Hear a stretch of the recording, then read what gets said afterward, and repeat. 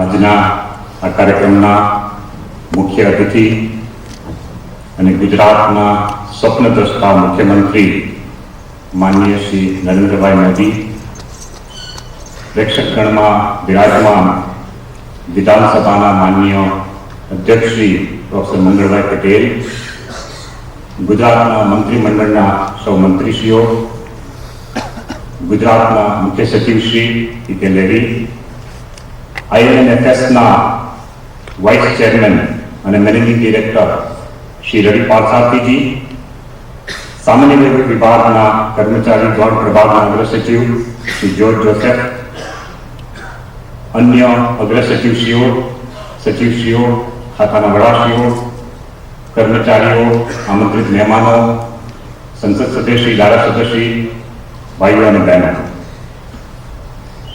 કર્મયોગી મહા અભિયાનના શુભારંભ પ્રસંગે આપ સૌનું સ્વાગત છે. ખાસ કરીને જેમની પ્રેરણાથી અને જેમના વિઝનથી આ કર્મયોગી મહાઅભિયાનને મૂર્તિમંત બનાવવામાં આવેલ છે તેવા આપણા માનનીય મુખ્યમંત્રી શ્રી નરેન્દ્રભાઈ મોદીનું હું સ્વાગત કરું છું. સાથે સાથે મંત્રીમંડળના સર્વ મંત્રીશ્રીઓ, મુખ્ય સચિવશ્રી, વિધાનસભાના અધ્યક્ષશ્રી, અધિકારીશ્રીઓ, અન્ય અધિકારીશ્રીઓ અને આમંત્રિત મહેમાનોનું પણ સ્વાગત કરું છું. તારીખ 27 અને 28મી જૂન 2003ના રોજ કેવડિયા મુકામે યોજાયેલ કલેક્ટર અને જિલ્લા વિકાસ અધિકારીઓની પરિષદ ગુજરાતના ઇતિહાસમાં એક મહત્વનું સીમાચિહ્ન બની ગયેલ છે. આ પરિષદમાં માનનીય મુખ્યમંત્રીશ્રી દ્વારા અપનાવેલ નવીન અભિગમ બાદ રાજ્યમાં કર્મચારીઓ અધિકારીઓના મોટિવેશન માટે અનેકવિધ કાર્યક્રમો હાથ પર લેવામાં આવેલ છે. આ બધા જ કાર્યક્રમોને કર્મયોગી મહાઅભિયાનના નેજા હેઠળ આવરી લેવા માટેનો સુચારુ અને વ્યવસ્થિત પ્રયાસ આજથી પ્રારંભ થઈ રહ્યો છે. કર્મયોગી મહાઅભિયાન એ માનવ સંસાધન વિકાસ માટેની એક નૂતન વ્યૂહરચના છે. આ અભિયાનના મૂળમાં રહેલી છે માનનીય મુખ્યમંત્રીશ્રીની એ માન્યતા કે મોટાભાગના સરકારી કર્મચારીઓને સારી રીતે લોકહિતમાં કામ કરવું છે, પરંતુ તેને માટે જરૂર છે એક વહીવટી કલ્ચર, ઓર્ગેનાઇઝેશનલ કલ્ચર બદલવાની. અને એટલા માટે જ આ મહાઅભિયાનનો મુખ્ય હેતુ એ છે કે દરેક કર્મચારી અને અધિકારીઓ પોતાનું શ્રેષ્ઠતમ યોગદાન સરકારમાં આપી શકે તે માટે તેઓને સજ્જ કરવા અને તેમજ તે માટે જરૂરી વાતાવરણ ઓર્ગેનાઇઝેશનની અંદર ઊભું કરવું. કર્મયોગી મહાઅભિયાનના અનેક અંગો છે. તે પૈકીનું સૌથી મહત્વનું અંગ છે ધી ગવર્નન્સનો તાલીમ કાર્યક્રમ. 20 કલાકના ખાસ પ્રકારના તૈયાર કરાયેલા રીઓરિએન્ટેશન તાલીમ કાર્યક્રમમાં ગુજરાતના બધા જ 5 લાખ કર્મચારીઓને આવરી લેવા માટેનું આયોજન છે. આ માટેની શરૂઆત સચિવાલય અને અમદાવાદ, ગાંધીનગર ખાતેની કચેરીઓના કર્મચારીઓથી થઈ રહેલ છે. આ કાર્યક્રમના પ્રાથમિક તબક્કાના પ્રશિક્ષણ પ્રબંધક તરીકે ઇન્ફ્રાસ્ટ્રક્ચર લીઝિંગ એન્ડ ફાઇનાન્શિયલ સર્વિસીસની એજ્યુકેશનલ એન્ડ ટેકનોલોજી ટ્રેનિંગ સર્વિસીસની એક સબસિડરી છે એ કંપનીની પ્રોફેશનલ મદદ પર લેવામાં આવેલ છે. કર્મયોગી મહાઅભિયાનનો એક અન્ય મહત્વનો અંગ છે સ્વાંતઃ સુખાય પ્રોજેક્ટ. માનનીય મુખ્યમંત્રીશ્રીએ દરેક જિલ્લાના અધિકારીઓને પત્ર લખીને અપીલ કરેલ કે તેઓ પોતાની પસંદગીનો એક ખાસ પ્રોજેક્ટ કે જે પરિણાત્મક લક્ષ્યાંકવાળો હોય અને નિયત સમય મર્યાદાવાળો હોય તે હાથ ધરે અને સ્વાંતઃ સુખાયનો અનુભવ કરે. માનનીય મુખ્યમંત્રીશ્રીની અપીલના પ્રતિભાવમાં જિલ્લા કક્ષાના 53 પ્રોજેક્ટ અને તાલુકા કક્ષાના 250 પ્રોજેક્ટ સ્વેચ્છાએ હાથ ઉપર લેવાયેલા છે અને આ પ્રોજેક્ટોનો સુચારો અમલ થઈ રહેલ છે. આ પૈકીનો એક પ્રોજેક્ટ કે જે કલેક્ટર અમદાવાદે હાથ ઉપર લીધેલો નાગરિક સુવિધા કેન્દ્ર ઊભું કરવાનો અમદાવાદ શહેર માટે, એનો અમલ થઈ ચૂક્યો છે. ગઈકાલે જ માનનીય નાયબ વડાપ્રધાનશ્રીએ એનું ઉદ્ઘાટન અમદાવાદમાં કરેલું છે અને બીજા ઘણા બધા પ્રોજેક્ટો પૂરા કરવાની અહીં ઉપર છે. કર્મયોગી મહાઅભિયાનમાં હવે પછી જે હાથ પર લેવાનો પ્રોજેક્ટ છે તેમાં કર્મચારીઓના વહીવટી સુધારણાને લગતા સૂચનો મેળવવા માટેનો કાર્યક્રમ છે. આ અંગેની વ્યાવસાયિક એજન્સીની પસંદ કરવાની કામગીરી પૂરી થઈ છે અને આગામી 6 માસમાં આ પ્રોજેક્ટનો પણ અમલ કરવામાં આવશે. અંતમાં હું એટલું જરૂર કહીશ કે માનનીય મુખ્યમંત્રીશ્રીની પ્રેરણાથી ગુજરાતમાં અત્યાર સુધીમાં કોઈ પણ રાજ્યમાં ન થયા હોય તેવા માનવ સંસાધન વિકાસ માટેના નવા પ્રયોગો થઈ રહેલ છે અને તેનાથી આગામી વર્ષોમાં સરકારની કાર્યક્ષમતામાં અનેક ગણો વધારો થશે, એમાં અમને કોઈ શંકા નથી. ફરી એકવાર આપ સૌનું સ્વાગત છે. ધન્યવાદ. જય હિન્દ.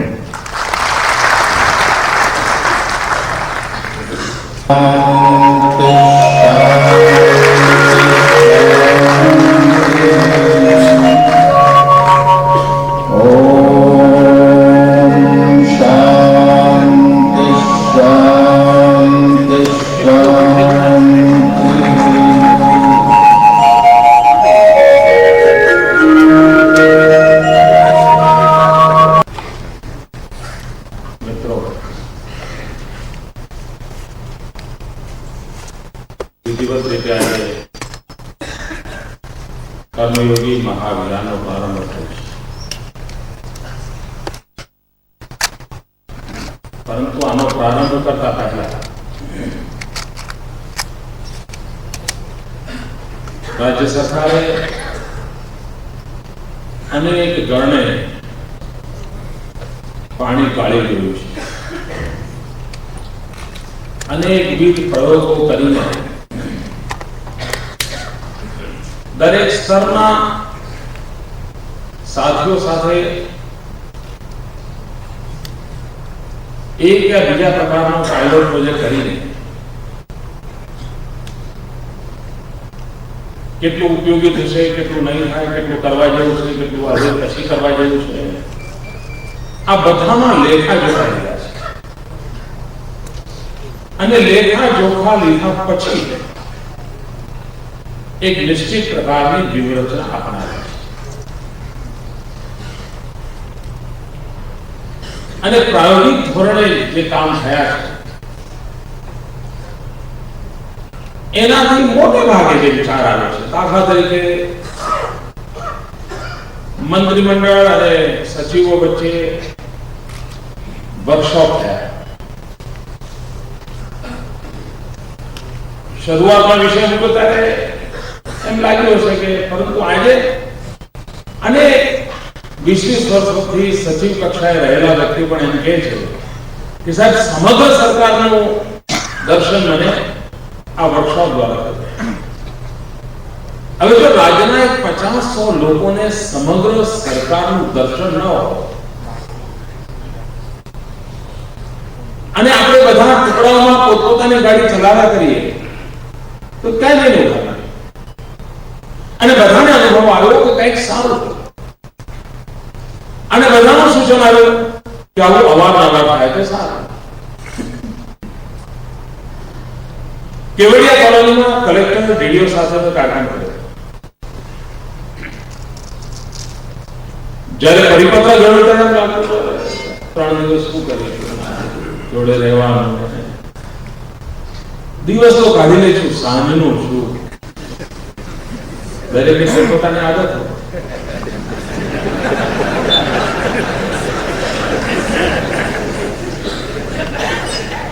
તકલીફ સમજાય છે, પણ લોકશાહી છે, ચૂંટાયેલી સરકાર છે, આ મુખ્યમંત્રી પોતે 3 દી રહેવાના જ હશે, જિંદગીમાં 3 રાત ભોગવી લઈશ. પરિપત્રની અસર આ હતી અને કાર્યક્રમની અસર almost all, I can say 100%. બધા લોકો એમ કહ્યું સાહેબ વર્ષમાં 2 વાર આ કાર્યક્રમ થવો જોઈએ.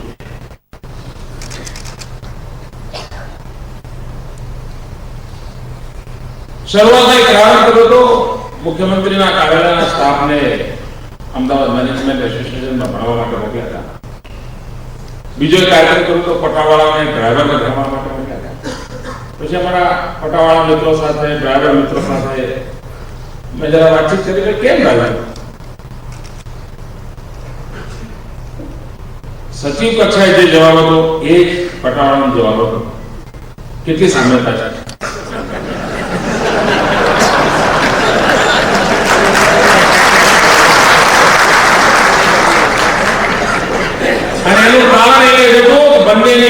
અંદર જીવતા માનવીને સ્પર્શ કરવાનો મેં પ્રયાસ કર્યો છે અને તમારામાં બેઠેલી માનવતા, પટાવાળામાં બેઠેલી માનવતા, ડ્રાઈવરમાં બેઠેલી માનવતા, આ માનવતાનો સેતુ જોડીને આ વિચારને સાકાર કરવાનો એક સફળ પ્રયાસ થયો છે અને તેનો મને આનંદ.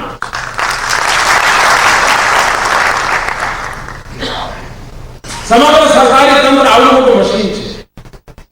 દરેક પુરજાની પોતાની તાકાત છે, પુરજાની પોતાની જવાબદારી છે. અગર કોઈ એમ માને કે મુખ્યમંત્રી સરસ એટલે દુનિયા સરસ, કમસે કમ મુખ્યમંત્રીનો ભ્રમ નથી.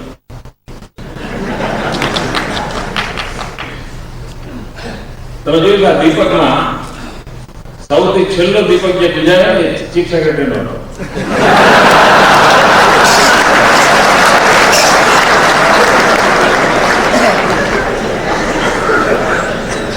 અને મને આનંદ થયો કે ભાઈ મુખ્યમંત્રીનો દીપક બુજાય કે ભલે બુજાય, ચીફ સેક્રેટરીનો દીપક પ્રજ્વલિત રહેવો જોઈએ, કારણ કે આખી ટીમ એમના માર્ગદર્શનમાં કામ કરતી હોય. આ સમગ્ર ટીમ એમના માર્ગદર્શનમાં ચાલતી હોય. અમે સરકારમાં પડેલા ઉછળી કૂદી ગયા સાહેબ, ત્યાં નક્કી કરી લીધું ભાઈ આટલું આગળ મદદ મને કહીએ છે, વ્યવસ્થા છે.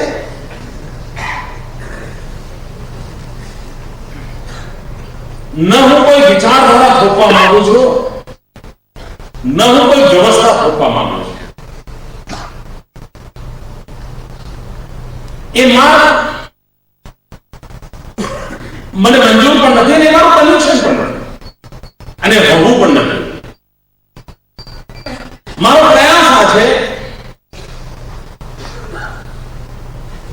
કે આપણામાં જે શક્તિ પડી છે, આ શક્તિઓથી આપણે પરિચિત છીએ. ખોવાઈ ગયેલા, લૂંટાઈ ગયેલા, હતાશ થયેલા આ ચહેરાઓને ખબર છે કે તમારી ભીતર અપાર શક્તિનો ભંડાર પડેલો છે. અહીંયા આપણે ગીત છે મનુષ્ય તો બડા મહાન. મને ખબર નથી આ ગીત તમે સાંભળતા હતા, તમે શું ભૂલતા હતા. હું આ ગીત સાથે વર્ષોથી જોડાયેલા છું. સરકારના બધા ડિપાર્ટમેન્ટની એમાં વાત હતી. તમે અહીં હતા કે ઓફિસમાં તમને ખબર નથી, સરકારના બધા ડિપાર્ટમેન્ટની વાત હતી. મનુષ્ય તું બડા મહાન है, इतना तो कहीं तू जो चाहे नदियों के मुख को भी मोड़ दे, इरिगेशन डिपार्टमेंट. तू जो चाहे धरती को अंबर निचोड़ दे, तू जो चाहे धरती से अमृत निचोड़ दे, कृषि विभाग. तेरी छाती में जितना महाकाल है, तेरी छाती में छुपा महाकाल है, वो डिपार्टमेंट. समग्र गीत સરકારના દરેક ડિપાર્ટમેન્ટ સાથે સંબંધિત વાક્યોનું ગીત છે. અને આ બધી શક્તિઓના મૂળમાં મનુષ્ય. એક વિચાર મારા ચાલે છે, તમારા માટે મિત્રો મારા સૂચન પર વિચાર કરીને મને ઇનપુટ આપશો તો મને ગમશે. કશું ખોટું થાય તો જવાબ માંગીએ, શિક્ષા થાય, આ બધું તો આપણે રિવાજ છે. હવે રિવાજ કોઈ માણસ બદલી ના શકે. પણ મારામાં બીજો વિચાર આવે છે, કશું સારું થાય એની નોંધ લેવાની કોઈ વ્યવસ્થા થાય, આખું વાતાવરણ બદલાઈ જશે. અને આવશ્યકતા આ છે જે સારું થાય તેની નોંધ લેવા. અને નોંધ લઈએ છે એટલું નહીં, એ જગ જાહેર નોંધ લેવાનું છે. એને સારું કરનારને જો પીઠ ખવડાવીએ તો બીજાને વિચાર જરૂર. મનુષ્ય મૂળભૂત રીતે ખોટું કરવા કહેવાયેલો નથી. ઈશ્વરે જે નેચરલ ઇન્સ્ટિંક્ટ મૂકી છે એ ખોટું કરવા માટે નથી મૂકી. પણ જ્યારે એમ લાગે કે એ ખોટું કરનારને તો કઈ થતું જ નથી, તો મારે સારું થઈને મરવાની શું જરૂર છે, એટલે પહેલા એ સાયલેન્ટ થાય. પછી એને એમ થાય જો ખોટું કરવા વાળો તો આગળ ના આગળ જાય તો હું તો રહી ગયો, તો પછી સ્પર્ધામાં ઉતરે. અને પછી ગઈકાલનું સારું કરનારો માણસ આ વખતે ખરાબ કરવાની સ્પર્ધામાં એટલો બધો આગળ નીકળી જાય કે જે ઓરિજિનલી ખરાબ કરતો તે હરી જાય. અને આખી પ્રક્રિયામાં ખરા કરવાની સ્પર્ધા લાગે. આ વાતાવરણ બદલી ન શકીએ, સમાજ જીવનમાં પણ બદલી શકાય. જે સારું કરે છે, સાચું કરે છે, સમય પર કરે છે, અને પુરસ્કૃત કેમ ન કરે? દરેક સ્તરે એની ચર્ચા કેમ ન થાય? કેવડિયા કોલોનીમાં જયારે મીટિંગ થઈ ને ત્યારે મને ખબર છે બધા કલેક્ટર એટલું બધું લેસન લઈને આવ્યા હતા. 3 દિવસ હતા મુખ્યમંત્રી જોવાઈ જાણે શું શું કરી નાખે. હું 3 દિવસ માત્ર ને માત્ર શ્રોતા હતો, માત્ર શ્રોતા. અને મેં તમે જે શ્રેષ્ઠ કર્યું એટલું જરા ખરું મારે એટલું સાંભળ્યું છે. અને મને ખબર છે કે એમને પોતે કરેલું સારું કહેવાનો એટલો આનંદ હતો. અને મને વિશ્વાસ છે કે એના સારા કરાયની નોંધ એને ખરાબ કરતું જાતે જ અટકાવે છે અને વધુ સારું કરવાની પ્રેરણા આપે છે. આ સ્વયં પ્રેરણા જગાવવાનો પ્રયાસ. મિત્રો, કોઈ કોઈને ટ્રેન કરી શકે એવો મારો મત નથી. પદ્ધતિ કદાચ શીખવાડે છે, પરંતુ આ કર્મયોગી મહાવૈયાની એન્વાયરમેન્ટ ક્રિએટ છે.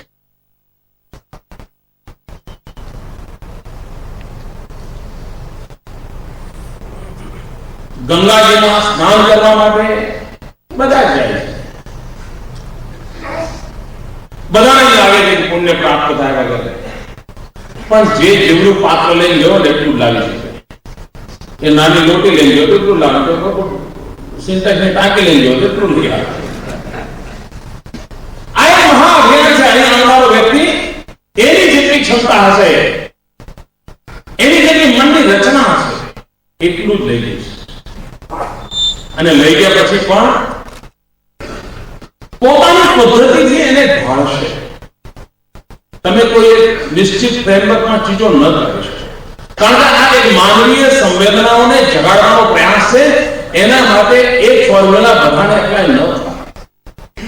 એક એન્વાયરમેન્ટ ક્રિએટ થાય કે એન્વાયરમેન્ટ વ્યક્તિને સારું કરવા માટે, જલ્દી કરવા માટે, સારી રીતે કરવા માટે પ્રેરણા કરે છે. ક્યારે ચીજો સહજ રીતે ન થતી હોય, એન્વાયરમેન્ટ ઠીક ન હોય, તો વ્યવસ્થાઓ નહીં કરવી પડે. મંદિરની બહાર ચપ્પલ ઉતારો એનું બોર્ડ કદાચ નહીં મારું પડતું હોય, કારણ લોકોને ખબર છે મંદિરની બહાર ચપ્પલ ઉતારવા એ પરંપરા ઉભી થઈ છે. પણ હોસ્પિટલની અંદર આઈસીયુ યુનિટની બહાર બોર્ડ મારું પડતું, ચપ્પલ ઉતારીને જવાય નહીં, ત્યાં બોર્ડ મારું. જ્યાં જરૂરી હોય ત્યાં કમસે કમ એવું સ્ટેન્ડર્ડ નિર્માણ કરી શકીએ આપણે કે જે એને તે હા પ્રકાશી કરવા જોઈએ, આ ન કરવા જોઈએ. આ જો વ્યવસ્થા ઉભી કરી તો ચોક્કસ. જ્યારે કર્મયોગીની વાત કરીશું ત્યારે ઘણી વાર નામ પ્રશ્ન આવે, જીઆર શેના માટે?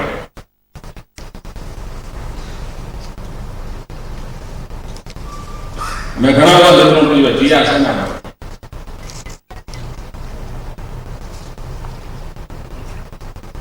એવું તો નથી ને. આ જીઆર ક્યારેક કશું કરવા માટે કામે લેવું, ક્યારેક કશું ન કરવા માટે કામે લેવા માટેનો દસ્તાવેજ તો નથી. મારા માટે એની જે સરકારી વ્યવસ્થામાં એની જે કંઈ એની તાકાત કે ભાવના હશે. પણ હું નાગરિક તરીકે માનું કે જ્યાં હું ભૂલથી આડો થોડો પગ ન મૂકી દઉં ત્યાં સુધી જીઆર બરાબર છે. મારો પગ કુંડાળાની બહાર ન પડી જાય ત્યાં સુધી જીઆર બરાબર છે. પણ કુંડાળામાં તો રસ્તો કાઢીને લોકહિત માટે મારે કંઈક કરવું જોઈએ. આ જો જીઆર તાકાત ન આપતો હોય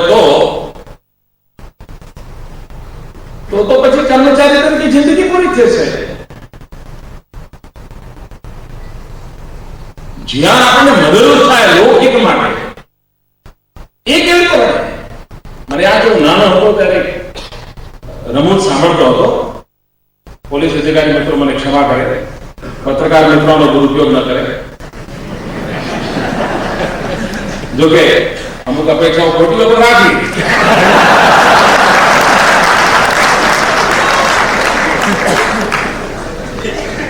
અમે રમૂજ સાંભળતા નાના હતા કે ઘરમાં ચોર આવ્યા તો કોઈ પોલીસ ઇન્સ્પેક્ટરનું ઘર હતું. ચોર બધું એક પછી એક લૂંટમાં પડે ને પત્ની જાગી ગઈ અને પતિને જગાડે કે આ ચોર બધું લૂંટે છે, આ લઈ જાય છે, અરે તમે પોલીસ વાળા છો, આખી દુનિયાને ડોલાવો છો, આ લઈ જશે, આ નીકળ્યો, આ ઘર, આ ભાગ્યો, આ કૂદ્યો કે આ ઘર બટાંગા યુનિફોર્મ નથી પહેરે, ડ્યુટી પર નથી. હવે આ જ વ્યવસ્થા હોય. મેં રેડિયો પર સાંભળ્યું કે સાયક્લોન આવે છે, પછી હું કહું હજુ જીઆર નથી આવ્યા. રેડિયો પર સાંભળ્યું સાયક્લોન આવે છે, જીઆર આવે કે ના આવે તારું કામ છે ભાઈ, સાયક્લોન આવે છે તે કરવા શરૂ કરે. જીઆરની પ્રતીક્ષા ક્યાં સુધી કરી? આ વાતાવરણ બદલવું પડે મિત્રો, આ વાતાવરણ બદલવું પડે. એક વાત કોમન આવે છે મિત્રો, અહીં જે વરિષ્ઠ મિત્રો બેઠા છે એ ખોટું ન લગાડે, પણ હું લગાતાર આ કર્મયોગીના શિબિરોમાં જાઉં છું.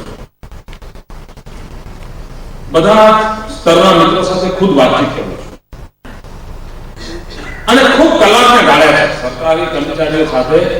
કદાચ ગુજરાત બન્યું ત્યારથી અત્યાર સુધી મેં બધા મુખ્યમંત્રીઓ જેટલો ટાઈમ કાઢ્યો તેના કરતા વધારે મેં ગયા દિવસમાં કાઢ્યો. હું માનું છું કે ભાઈ જે વાહનથી મારે મુંબઈ પહોંચવાનું છે એ મારું વાહન અપ ટુ ડેટ હોવું જોઈએ. મારી સીધી સાડી રમત છે, ડ્રાઈવર સરસ હોય, ગાડીનો રંગ સરસ હોય, રસ્તો સરસ હોય, પણ મારું ટ્રાફિક ઠેકાણા બધું હોય જાય તો હું મુંબઈ ના પહોંચું. વડોદરા 15 વાગે પહોંચતા. અગર તો મારે એક્સિડન્ટ કરવો તો 5 લાખ કર્મચારીઓ એ જ માધ્યમ છે, એ જ મારા હાથ પર છે. એમની સ્થિતિ શું છે, એમની પરિસ્થિતિ શું છે, એમની મનની રચના કેવી છે, એમના કાર્યની સ્પષ્ટતા કેવી છે, આ બાબતો જો હું ન જાણું તો હું મસ્તા ખેંચા કરું, આ કેમ નથી કરું, કેમ નથી ન ચાલે. મારે બેસવું પડે, વાત સાંભળવી પડે. અને આ બધામાંથી કોમન શું આવે છે સાહેબ, બધું સરળ, પણ જરા અમારા ઉપરના સાહેબને પણ હું મને કહું મને કે સાહેબ તમારું નથી થતા પેલા બીજા તમે જાણો થાય કોના તરફ કે છે. આ મિત્રો તમારી જવાબદારી નથી.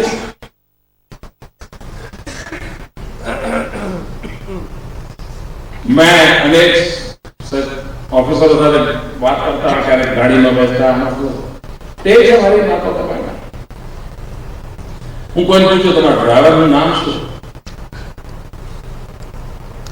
અડધા કરતા વધારે લોકો એવા મળે છે જેને પોતાના ડ્રાઈવરના નામની ખબર નથી.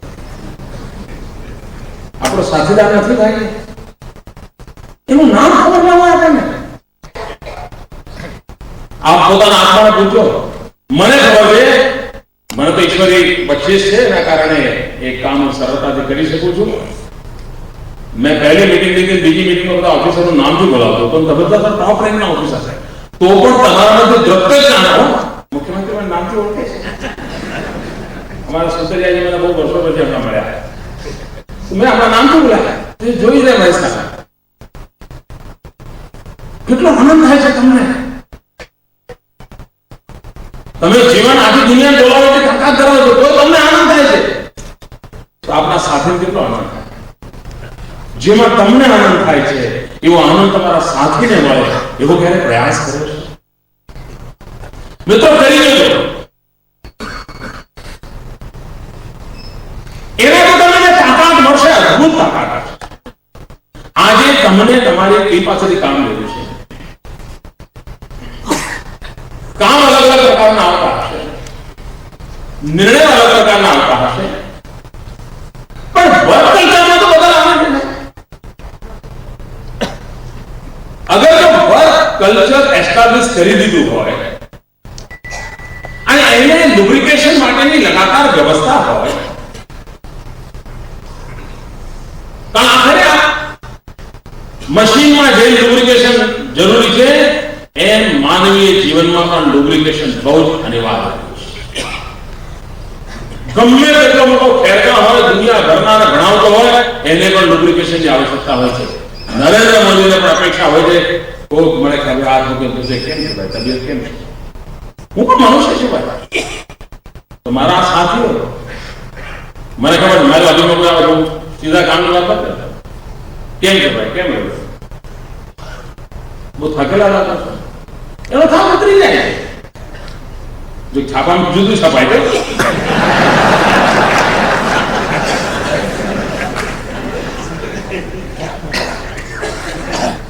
અગર તો તમે એને પ્રેરિત ન કરો, તમે એની માનવીય સંવેદનાનો સ્પર્શ ન કરો, તો તમે ડિપાર્ટમેન્ટમાં ટીમ ન બનાવી શકો. એક કર્મયોગી તરીકે આપણે જયારે કામ કરતા હોય ત્યારે આપણો એક પ્રયાસ કે ચોક્કસ પ્રકારના વર્ક કલ્ચરને વિકસિત કરીએ. જરૂર નથી જે વર્ક કલ્ચર મને શું કરે છે એ વર્ક કલ્ચર તમને શું કરે. પોતપોતાની રીતે દરેકે કાર્યશૈલી વિકસાવી છે. આ કાર્યશૈલીને અનુરૂપ સાથીઓની ટીમ તૈયાર અને કોમન થ્રેડમાં કઈ પ્રોબ્લેમ ના થાય એનો આપણો વિચાર. આ કર્મયોગી મહાધ્યાનનો મંત્ર છે, લોક હિતમ મમ કારણે. લખ્યું છે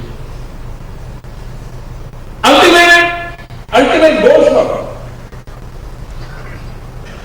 અલ્ટિમેટ રિસ્પોન્સિબિલિટી છે. અલ્ટિમેટ રિસ્પોન્સિબિલિટી એનો આરંભ કે અંત એક જ લોકહિતમ મમ કારણે. લોકહિત માટે જ મારે કંઈક કરવું છે. હું જે કંઈ કરીશ લોકહિત માટે. લોકહિત જળવાશે તો મારું હિત આપોઆપ જળવાશે. આનો જો વિચાર આપણે કરીએ તો માનો ચોક્કસ લાભ થતો. એક નાનકડો પ્રયોગ મેં કર્યો હતો. હું આવ્યો સરકારમાં, પછી હું તો કોઈ ઓળખતો નહોતો એટલે મેં આઈએએસ આઈપીએસ અધિકારીઓની બધી બુકલેટ જોઈને કોશિશ કરતો હતો કે આપણા ભાઈઓ કોણ છે, શું છે, કોઈનું ટેકનિકલ બેકગ્રાઉન્ડ છે, કોઈનું આ બધું મુખ્યમંત્રીઓ કરે છે કે મને ખબર હું કરતો હતો. એમાં હું બધાને જન્મ તારીખ જોતો. પછી મને વિચાર આવ્યો અને મેં સેક્રેટરીના મિત્રોને ઈમેલથી એસએમએસથી એમના જન્મ દિવસે યાદ કર્યો. વાત નાની હતી, અહીં બેઠેલા બધાને મને ખબર છે મોટા ભાગના લોકો સાથેનો મારો એ નાતો એમના મનને સ્પર્શી ગયો છે. અને માત્ર મેકેનિકલ વ્યવસ્થા નથી. અમારા ગાઢ સાહેબ બેઠા છે, આ મેકેનિકલ વ્યવસ્થા નથી હોતી. તમે જે ટીમ જોડે કામ કરો છો એની જોડે લાગણી છે નહીં ભાઈ. અને આ દરેક સ્તરે લાગે છે. આ પ્રવાહ ઉપરથી નીચે જાય અને ઉપરથી નીચે આ પ્રવાહ જાય એની ચિંતા આપણે કરવી જ પડે. આપણે જો એ દિશામાં પ્રયાસ કરીએ તો આપણને પરિણામ મળતું જ હોય. આ કામ માટે મેં જોયું મને કેટલાક ઓફિસરોએ સામેથી વિનંતી કરી કે સાહેબ આ ટ્રેનિંગના કામમાં મને રૂચિ છે, તમે મને જો કામે લગાડશો તો કામ કરીશ. આ નાની વાત નથી સાહેબ. આ એવું કામ છે કે જેમાં લગભગ ખપી જવું પડે. પણ ઘણા બધા સાથીઓ મને કહ્યું સાહેબ આ કામ સોંપો, મને રૂચિ છે, હું એમાં પડવા માંગુ છું. મેં એવા કેટલાક મિત્રોની ટીમ હસમુખ ગઢિયાને આપી છે. સ્વયં એક ઈચ્છા રાખે. બીજી એક બાબત રાજ્ય સરકારે વિચારી છે, રાજ્યનું ભલું કેમ થાય, સરકાર સારી કેમ ચાલે, આ વિષય લોક જીવે દેશ આઝાદ થયો ત્યારથી બરાબર ચાલ્યા કરે છે. બધા આની ચર્ચા કરે છે કે હું પહેલી વાર કહું છું, બધા છે તમે કોઈ પણ છાપું વાંચો તો સરકાર સુધરે આની બાબત હોય છે. અને આ ચર્ચા નું કારણ છે, અકારણ ચર્ચા નથી. કોઈ વખત પાર્ટીને એમ લાગે કે અમારું મેનિફેસ્ટોથી સરકાર સારી ચાલશે. કોંગ્રેસને એમ લાગે કે મેં 2 સેશન કરી દીધા એટલે હવે સરકાર સુધરી જશે. એક જ સારો નિર્ણય થઈ જાય, વાહવાઈ થઈ જાય, આપણે સરકાર સરસ થઈ ગઈ. મને લાગે છે કે આ કામ ખૂબ મહેનત કરીને કરવા જેવું કામ છે. અને આઝાદીના 50 વર્ષ પછી હવે આ કામ કરવામાં વિલંબ કરીને આપણે રાષ્ટ્ર જીવનનું, સમાજ જીવનનું નુકસાન કરી રહ્યા છે. અને એ કામ એટલે સારી સરકાર, ગુડ ગવર્નન્સ. પણ આ ગુડ ગવર્નન્સની વાત સારામાં સારી કોણ કરી શકે? મારો આત્મા એમ કહે છે કે આ રાજ્યના 5 લાખ કર્મચારીઓથી વધારે સારી રીતે આ વાત બીજું કોઈ કરી શકે નહીં. જોડો ક્યાં ડંખે છે એને જ ખબર હોય કે જોડો જેને પહેર્યો. અને તેથી આ રાજ્ય સરકારે એક બહુ મોટું કામ હાથ લીધું છે. રાજ્યના 5 લાખ કર્મચારીઓને સીધી વાતચીત કરીને પૂછવું છે કે ભાઈ તમને શું લાગે કે કોઈ કયું શું કરીએ તો સરકાર સારી બને, શું કરીએ તો સરકાર લોકહિતમાં પેડલ આગળ વધે. અને મારો અનુભવ છે કે સરકારમાં ઘણીવાર તદ્દન નાના બાળકનું પણ સૂચન એટલું બધું શક્તિશાળી હોય છે, એટલું બધું પરિણામકારી હોય છે, માત્ર એ સૂચન, કારણ કે એને અનુભવમાંથી નીકળી હોય છે, એને રોજ જોયું હોય છે. આ નાના માણસનું નાનકડું સૂચન પણ ખૂબ મોટી તાકાત ધરાવે છે. અને આ રાજ્ય સરકારે, અને અમારી વ્યક્તિગત ઈચ્છા પણ છે કે મને મારા 5 લાખ સાથીદારો કહે સાહેબ આમ નહીં, આમ કરીએ તો સારું રહેશે. અગર એમાંથી 100 સારી વાતો પણ કરીને બહાર આવશે ને, આ રાજ્ય 10 વર્ષ કૂદકો મારી દેશે. કારણ કે એના અનુભવમાંથી નીકળવાનું છે. અને એ માનવાના કારણે નથી સૂચન કરનારા માણસોના વેસ્ટેજ ઇન્ટરેસ્ટ થયું છે. આ ખ્યાલ રાખવાની જરૂર નથી. ઘણી વાર તટસ્થતાપૂર્વક સાદું સૂચન એટલા માટે આપણે ટાળી લેતા હોય છે, હશે યાર એનું કઈ કારણ હશે એટલે કહેતા, એવું નથી. મને હમણાં અમારા એક સાથીદારે કહ્યું કે જંગલો કપાય છે ચિંતા ચર્ચા બધા કરે છે. અનેક વર્ષોથી જંગલોમાં લાકડાની ચોરીની ચર્ચા થાય છે. એક તો પ્રયાસ હોય જંગલો લઈને નીકળી પડે, આ બધું તહસ નહસ કરી નાખે, આ બધી ગેંગો તોડી નાખે, એક રસ્તો છે. પણ એક સામાન્ય ફોરેસ્ટ ડિપાર્ટમેન્ટના નાનકડા એક કર્મચારીએ અમારા એક સાથીદારને કહ્યું સાહેબ આ ઝાડ કપાય છે, ઝાડ વાવીએ છે, આ બધું આપણે એવું ન કરી શકીએ કે ઝાડ કાપ્યા પછી પણ સ્વયં ઉગવાની તાકાત વાળા કેટલાક ઝાડ હોય છે, એને જો બાબાની પરંપરા હોય ને ચોરો ચોરી કરી જાય 2 વર્ષે ફરી પાછું મગર વાગે ઉગી જાય, એની એ ફરી પાછું એમાં ફૂટવા માંડે. સૂચન નાનું પણ સંભવ છે કે વિધાનસભા જંગલોને 1% 2% બચાવવામાં પણ એની નાનકડી વાતમાં આ છે. હું નથી માનતો કે આવું સૂચન કદાચ હું જે ગુજરાતીમાંથી આવું છે ગુજરાતમાં જ આવી છે, પણ પેલો કામ કરનાર માનવી પાસે સૂચન છે. અને તેથી રાજ્ય સરકારનો 2 પ્રકારનું કામો આયોજન છે. એક 5 લાખ આપણા સાથીઓને લગાતાર એક એન્વાયરમેન્ટ બદલવા માટે, એક નવું વર્ક કલ્ચર ઉભું કરવા માટે, એના ભીતરની શક્તિઓને જગાવવા માટે એક સતત વૈજ્ઞાનિક ઢંગે પ્રયાસ. મિત્રો, કેટલાક લોકોને એવો મત હોય છે કે આવા બધા ખર્ચા શાના માટે? મત હોય છે, પણ એક વાત નિશ્ચિત છે, આ ક્ષેત્રમાં કામ કરનાર પ્રોફેશનલ લોકોને જો જોડવામાં આવે તો ઓછા સમયમાં સાયન્ટિફિક વેમાં ચીજો આપણને બનાવી શકે. આપણે ઘરમાં બેસીને જ બધું કરીએ અને મુખ્યમંત્રી એમ માને મને ભાષણ કરતા આપણે બધા કર્મયોગી થઈ જશે, ન થાય. એના માટે સમજદાર જાણકાર લોકોને બેસાડીને એક ચીજ કરાવી. અને તેથી રાજ્ય સરકારે એક પ્રયાસ શરૂ કર્યો છે કે આ ક્ષેત્રમાં કામ કરનાર બહારના લોકોને કેવી રીતે જોડીને એમની મદદ લેવી.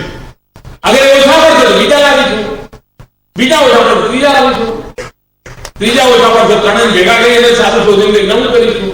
પ્રયાસ ચાલુ રાખવો, પ્રયાસ ચાલુ.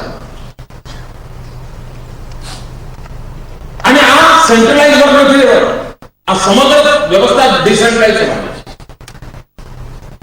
જિલ્લા તાલુકા સ્તર સુધી આ પ્રકારના સેલ કામ કરવા છે, તો જ એમાં સતત ગતિ આવે. નહીં તો આજે ભણવાનું, અઠવાડિયા ભણવાનું તો કક્કો બારા ના આવે. એટલે સતત કરવું અને સતત કરવાનો પ્રયાસના ભાગરૂપે આનું લાભ કરવું.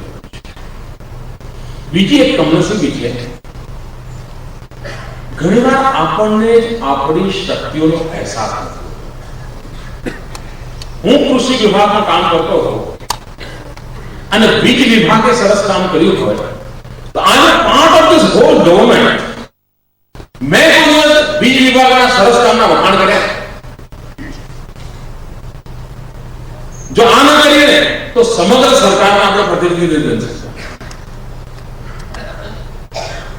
આ ટેવ પાડવી. આજે ડિપાર્ટમેન્ટ વચ્ચેના ક્રાઇસિસ છે એને નિર્મૂળ કરવાનો આ જ ઉપાય છે કે સ્વાભાવિક રીતે અન્ય વિભાગે કરેલા કામની સારી વાત એની નોંધ બીજો વિભાગ લેવા માંડે એટલે તમારે સમજવાનું કે એ નોંધ એની અભૂતપૂર્વ મહત્વની. પેલો હું કહું પીકે લહેરી બહુ સુંદર છે, પીકે લહેરી કે મુખ્યમંત્રી બહુ સુંદર છે, દુનિયા કેવા સુંદર છે, એવું છે. એવું અભૂતપૂર્વ મહત્વની વાત જ કરતા. પણ મારો આગ્રહ છે કે શા માટે છે આ વિચાર કરો. અમેરિકામાં વીજળીના ક્ષેત્રમાં કઈક તકલીફ થઈ અને 48 કલાક એમની વીજળી જતી રહી. અમેરિકાને સૂઝતું જ નહોતું કે હવે આ લીડ બંધ થઈ ગઈ તો નીચે કેમ ઉતરવું, ઉતર્યા પછી ક્યાં જવું. કેટલાક લોકો તો પગથિયા ઉપર રાત કાઢવા. હવે જેવો એ સ્વભાવ હોય તો આપણે ઠેકાણે. પણ 48 કલાક વીજળી બંધ થઈ ગઈ. ગુજરાતની અંદર ભૂકંપ આવ્યો, ભીષણ ભૂકંપ આવ્યો, 72 કલાકમાં વીજળી ચાલુ થઈ ગઈ. શું આ મોટી ઘટના છે? કોઈ પણ દેશના નાગરિકે ગૌરવ કરવા જેવી વાત છે. કોણે કહ્યું? હું મુખ્યમંત્રી નહોતો. આ કોઈ વાત મારી ક્રેડિટ લેવા માટે તમે જ બધા મિત્રોએ કર્યું હતું, તમારા પ્રયત્ન થયું હતું. આ તમે કઈ કરો તમને આનંદ આવે છે? આખી સમસ્યા તમે કર્યા તમને આનંદ નથી. આ સ્વાંતઃ સુખાય જ્યારે કહું છું તમે જે શ્રેષ્ઠ કરો છો એનો આનંદ તો લૂંટો ભાઈ. એ આનંદની અંદર તમે ઇન્વોલ્વ થાઓ. હશે કર્તવ્ય તો ભાઈ ડ્યુટી એટલે કહ્યું આપણે ના એવું નથી ભાઈ. આપણે એક અદભુત કામ કર્યું છે. પણ પેલું સવારમાં તો છાપો માર્યો પછી એમાંથી ગાડી નીકળી ગઈ. આગળ ગાળો તમારે એને આસપાસ જ નહીં. સ્વામી વિવેકાનંદે કહ્યું હતું આઝાદી પહેલા. સ્વામી વિવેકાનંદે કહ્યું હતું કે ભાઈ તમારા જે ભગવાન હોય તે, તમે જેની ઉપાસના કરતા હોય તે, થોડા સમય માટે તમારા બધા ભગવાનો બાજુ મૂકી દો, બધા દેવી દેવતાઓ બાજુ મૂકી દો, બધી ઉપાસના બાજુ મૂકી દો અને માત્ર ને માત્ર ભારતનું ઉજ્જવળ ભવિષ્ય, ભારત માતા એક જ માતા, એક જ દેવી, એક જ ઉપાસના, આને માટે તમે ગળારૂપ થઈ જશો તો આ દેશને આઝાદ થતા વાર નહીં લાગે, આ દેશનું કલ્યાણ થતા વાર નહીં લાગે. એમ સવારમાં તમે જ્યાં દેવી દેવતાઓની ઉપાસના કરો છો એને સાંજ પર લઈ જાઓ. દાડો તો હાથ જાય.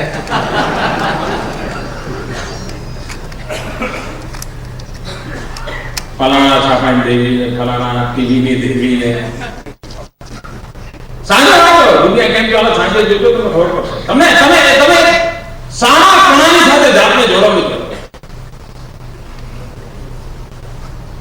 સમગ્ર મનની રચના બનાવી. હું જયારે આ તો મારી પોલિટિકલ વિષય છે, મારે કઈ કહેવું ના જોઈએ, પણ just I would like to share with you. અમારે ત્યાં અમે પોલિટિકલ પ્રોગ્રામ કરતો ગૌરવ આપ્યા અને હું એ ગૌરવ યાત્રામાં રાત પર નીકળ્યો હતો. સવારે 9 વાગે નીકળ્યું, રાત્રે 1:30 વાગ્યા સુધી કાર્યક્રમ ચાલે ને લગભગ શારીરિક સ્થિતિ શું થશે એનો અંદાજ આવશો. ભારતના અને ભારત બહારના પત્રકારો માટે આકર્ષણનું કેન્દ્ર બન્યું હતું. બધા જ પત્રકાર મિત્રો 2 મિનિટ 5 મિનિટ વાત કરવા માંગતા હતા. હું એક ગામથી બીજા ગામ લઈ વચ્ચે એમને ઇન્ટરવ્યુ આપતો હતો ને લગભગ મોટા ભાગના મિત્રો થશે. આખા મારા પ્રવાસમાં મેં અનુભવ્યું હતું કે મને એક પ્રશ્ન સતત પૂછાયો હતો. ઇરરિસ્પેક્ટિવ એની જર્નલિસ્ટ અને જર્નલિસ્ટ દેશનો વિદેશનો હોય કોઈ પણ ક્ષેત્રનો, એને એક વાત પૂછ્યું, સાહેબ આટલા કલાક આપ કેવી રીતે કામ કરો છો? આ પ્રશ્ન લગભગ બધા મિત્રો અગર જો નિષ્કામ ભાવે કામ કરતા હોઈએ તો થાકનું નામનું નિશાન નથી હોતું, સિવાય કશું સારું કર્યામાં સંતોષ હોય. અને મેં એકવાર આપણા સાથી જોડે વાત કરતા એકવાર કહ્યું, કામ કર્યાનો થાક ક્યારે નથી, કામ ન કર્યાનો થાક હોય. તમારે માં કરવું તો ગમે તો મોટો લેખક હોય ને, સવારે આમ કાગળને આમ બેસી દો પણ ચા પીધી જાય, વિડીયો પીધી જાય, પણ મેળના પર સાંજે થાકી ગયો. પણ સવારના સાંજે 100 એટલે છે ને અહીંયા આવે તો થાકે ના. આનંદ આવે ને, આનંદ આવે. કામ કર્યાનો સંતોષ હોય છે, કામ ન કર્યાનો. આ વાત નીચે સુધી પરકોલેટ કરી શકાય અને નીચે સુધી પરકોલેટ કરી શકાય, એના માટે પ્રયાસ. મિત્રો, માણસો કામ કરતા હોય છે અલગ અલગ પ્રેરણા હોય છે. કોઈ લોકેશન માટે કરે, કોઈ વિત્તેષણ માટે કરે, કોઈ પિત્તેષણ માટે કરે, કોઈને પોતાના છોકરાઓને કંઈક બનાવવા હોય તો કર્યા કરતા હોય. જયારે છોકરા મોટા થાય ત્યારે મગજ ભાગી કરતા,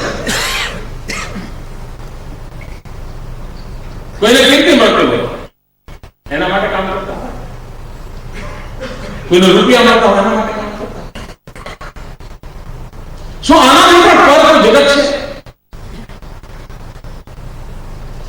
આ બધી જ બાબતો ટેમ્પરરી છે. આ ધન, આ પ્રસિદ્ધિ, આ પ્રતિષ્ઠા ક્યારેય ચિરંજીવી ન હોશે, ક્યારેય ન હોશે. ચિરંજીવી હોય માત્ર સંતોષ. એક વાર સારા કામનો સંતોષ હશે એ જીવનભરની પૂંજી બની જાય. હું સ્વાંતઃ સુખાય કામ કરું છું, મને કામ કરતી વખતે સુખ મળે છે, મને રાત્રે જેમ થાય આનંદ થાય. મેં એક જિલ્લાના અધિકારીઓ સાથે આ ચિંતન શિબિરમાં હું વિડીયો કોન્ફરન્સ પર વાત કરતો. મેં એમને પૂછ્યું, ભાઈ આ કર્મયોગી બધું ચાલ્યા કરે છે, 6-8 મહિના તમારા કાને પડે છે, તમને પોતાના વ્યવહારમાં કઈ અંતર દેખાડું મને કહો. ત્યારે એક અધિકારીએ મને કહેલું કે સાહેબ, પહેલા હું ઓફિસમાં આવું એટલે ગાડીમાં જતો ને, આમ ગાડીનો દરવાજો જોરથી બંધ કરીને ફટાફટ જતો હું, પણ મારા કઈ નહીં માના. પછી મીટિંગમાં નીકળતો. પણ આ વાતાવરણ બન્યા પછી એકવાર હું જતો હતો તમારા ઓફિસના બાર પાસે એક વયોવૃદ્ધ કાકા થઈ ગયેલા, શરીરથી જતા હતા. ખબર નહીં કેમ પહેલી વાર મેં એમની પાસે પૂછ્યું, કાકા શું કામ? કાકાએ કહ્યું, ભાઈ આ મારે કામ છે. કાકા તો ત્રીજા મારા પૂછશે, તમે કેમ રીતે જશો? તો કે કાકા તમે ઉભા કોઈને મોકલો. કાકા તો જોઈ જાય ઓફિસમાં કોઈ આવું કે તમે ઉભા ચિંતા ના કરો, કોઈ મોકલો. આ ભાઈ ઓફિસર હતા, ઉપર ગયા, એક સંબંધિત કર્મચારીને નીચે મોકલ્યા અને પેલાનું કામ પતી ગયું. એમણે મને કહ્યું, સાહેબ હું આટલા વર્ષથી નોકરી કરું છું, મને સંતોષ જ નથી. મને જીવનમાં સંતોષ એ દિવસે મળ્યો, મારા ડિપાર્ટમેન્ટનું કામ નહોતું, સહી મારું નથી કરતા, પણ મેં જરા એમને પૂછ્યું કે કાકા શું કામ હતું? એમણે કહ્યું, ઉપર જઈને બીજાને કહ્યું, ભાઈ જરા જો નીચે પેલા કાકા ઉભા છે, તકલીફ છે, જરા દૂર કરી આપો. અને પછી મને સાંજે ખબર પડી એમનું કામ પતી ગયું હતું. મને આજે પણ લાગે આટલા બધા વર્ષોની મારી આ જિંદગીની યાદ હતી.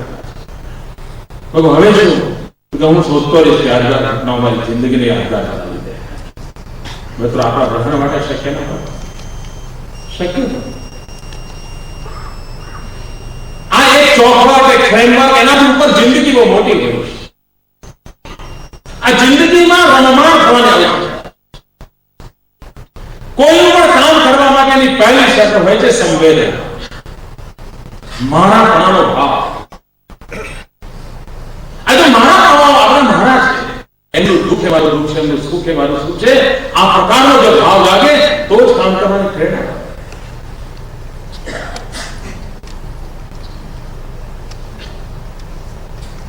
આપણા મનમાં એક ભાવ લાગે છે.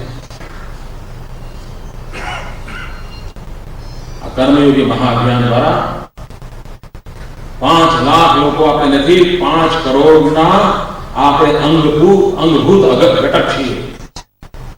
5 કરોડ ગુજરાતીઓના અંગભૂત ઘટક છીએ.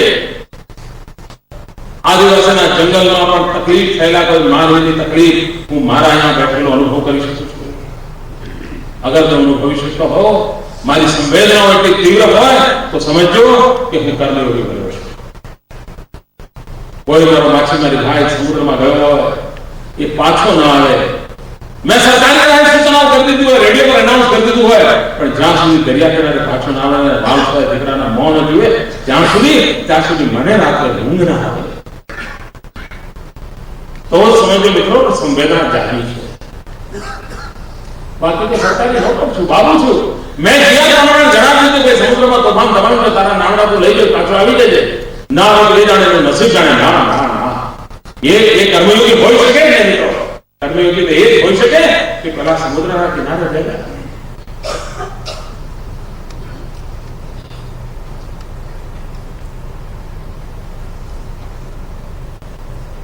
ગરીબના આંસુ કોણ?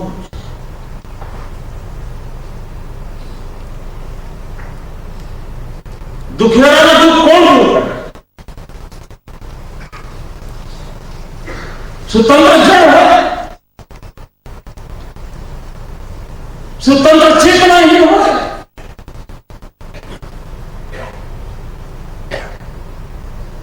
જ્યારે કર્મયોગીના કાર્યક્રમ માટે હું જયારે બધાને પૂછવાનું ત્યારે એક પ્રશ્ન એ પૂછવાનો કે તમે એક નાગરિક તરીકે, સરકારી કર્મચારી તરીકે સરકારમાં તમને થયેલા કડવા અનુભવની નોંધ. મને આશા છે સરકારમાં આપણો સાથીદાર રિટાયરમેન્ટ પેન્શન માટે 10-10 વર્ષ સુધી દફતર પર ચક્કર ખાવા પડે. મિત્રો આ સંવેદના છે. આપણો સાથીદાર આપણી સાથે નોકરી કરી છે, 58 વર્ષ સુધી આ સરકારની સેવા કરી છે, ઘરે રહ્યો છે, પેન્શન આજ આવતો, કાલ આવતો, આ આવે, પેલો આવે. અરે ભાઈ, લોકોના કામ પછી તારો સાથીદાર છે. દિલમાં દર્દ થાય. મિત્રો સંવેદના પરિણામ સંભવ નથી.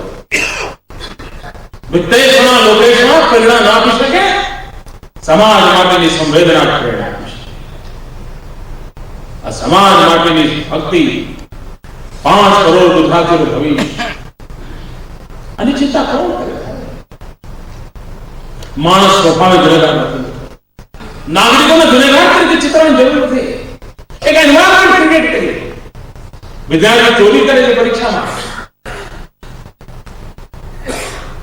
ઘણા લોકો હતા જેને ચોરી કરવાનો વૃત્તિ છે, પણ બાકી ચોરી નહીં કરું તો રહી જઈશ એ ભયમાં ગભરાય છે.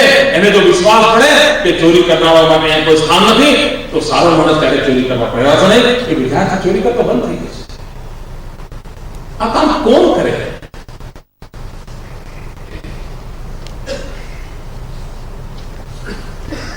મિત્રો અમારી ટોળી જે છે ને આવતી હોય છે, જતી હોય છે.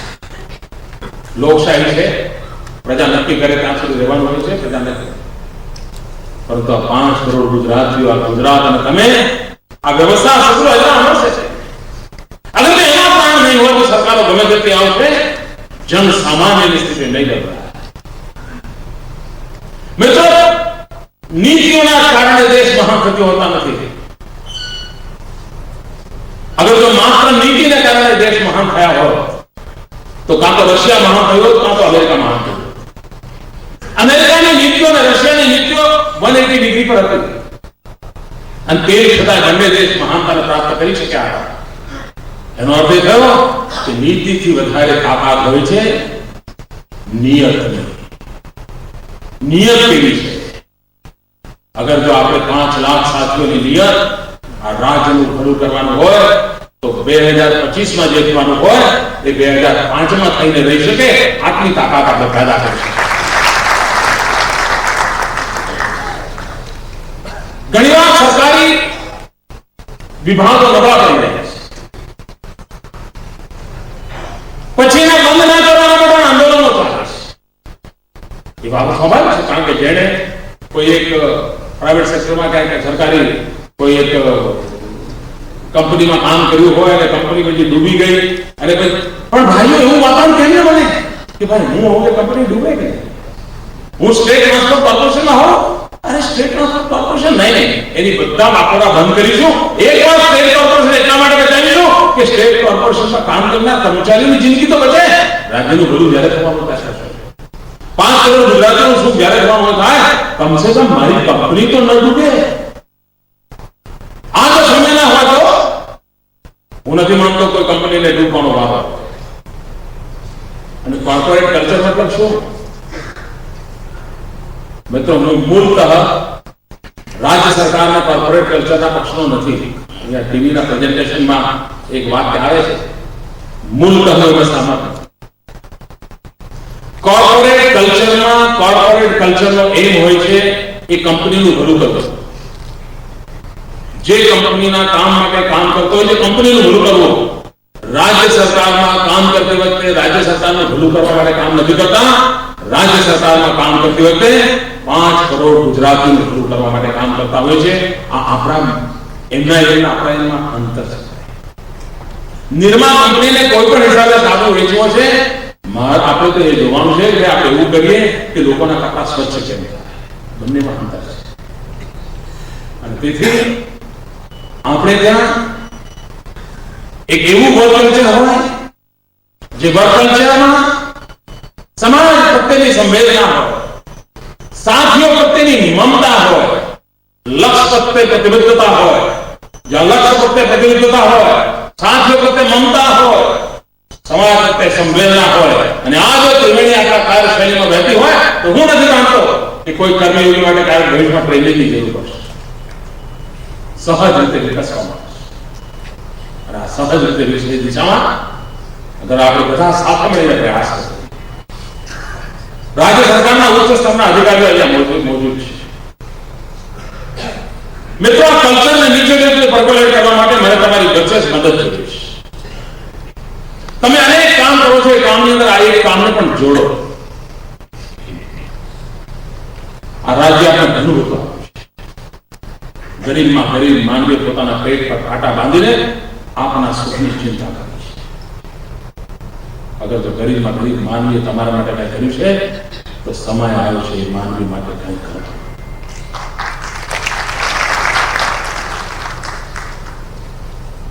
મિત્રો, હું આઈટી જીટીથી માંડીને 50 વિષયો સાથે જોડાઈ ચૂક્યો એ પ્રકારની મારી પ્રકૃતિ છે. પણ આ સમગ્ર તંત્રનો મારો મુલાકાત છે કામ કરવાનો. મેં પહેલા પણ એકવાર કહ્યું કે મારો એક સાદી સહસ્ત્ર બાહુ હોય. પહેલા હતું ઈશ્વરનું વર્ણન હતું, ફલાણા ભગવાન સહસ્ત્ર બાહુ, ફલાણા ભગવાન 10 બાહુ. આ સહસ્ત્ર બાહુ એટલે શું? અહીં બધા ખભા લટકાયા હતા. અરે 50 મિત્રોની ટીમ એટલે સહસ્ત્ર બાહુ, 500 મિત્રોની ટીમ સહસ્ત્ર બાહુ. મારે 1 મિલિયન બાહુ સાથે કામ કરવું છે. 1 મિલિયન ભૂજામાં અમારા ચીફ સેક્રેટરી હોય અને ઈચ્છિત પરિણામ પ્રાપ્ત થાય, આ પ્રકારનું કામ કરવા માટે મારી ઈચ્છા છે. પછી સાહેબ મિત્રો નાની મોટી અંતે હોય છે તો પણ પરિણામ આવવા માંડે. આજે રાજ્ય સરકાર પાસેના સંસાધનો, આજે રાજ્ય સરકાર પાસે અવેલેબલ મેન પાવર અને રાજ્યની સમસ્યાઓ, આપણે સમસ્યા મુક્ત રાજ્ય બનાવી શકીએ. કોઈ પણ નવો નિર્ણય ન કર્યા વિના પણ બનાવી. એટલું બધું ઉપલબ્ધ છે. શરૂઆત ક્યાંથી થઈ, પરિણામ આપવા. મારો કોઈ દાવો નથી. દુકાનમાં થતું હતું, નોટું થતું, અનેક રીતે પ્રયત્નો થયા છે. ઇન્સ્ટિટ્યૂટ સુધી પણ આની ચાલે છે. અનેક લોકો પ્રયાસ કર્યા છે. પણ સંભવ છે કે કદાચ ઇલેક્ટેડ લીડરશિપ આમાં જોડાઈ નહીં. અને તેથી આ કર્મયોગી મહાઅભિયાન શબ્દ કદાચ નવો હશે, વધતા ઓછા પ્રમાણમાં આ બધી એક્ટિવિટી વર્ષોથી કરતા આવ્યા છે. મને આનંદ એટલા માટે છે કે હું પોતે પણ આ શિક્ષણની પ્રક્રિયામાં ભાગીદાર બન્યો છું. હું પણ મારી જાતને તમારા બધા વચ્ચે આવીને શિક્ષિત કરવાનો પ્રયાસ કરું.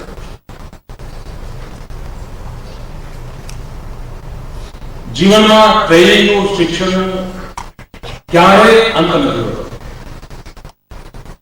હું એક આધુનિક મહર્ષિને જાણતો હતો, પંડિત સાતવડેકર. વલસાડ પાસે પારડીમાં આવીને વસ્યા. હું તો મહારાષ્ટ્ર ચાલે વર્ષો પહેલા એમના દર્શન કરવા ગયો. એમની જોડે વાત કરતા મારા ધ્યાનમાં એ 103 વર્ષ જીવ્યા અને 100મા વર્ષે પણ એ 100 સૂર્ય નમસ્કાર કરતા. અહીં આપણા કોઈ 5 સૂર્ય નમસ્કાર કરવા હોય તો કેવા મોંમાં પીણાવી જાય, જેને કર્યા હોય ખબર છે.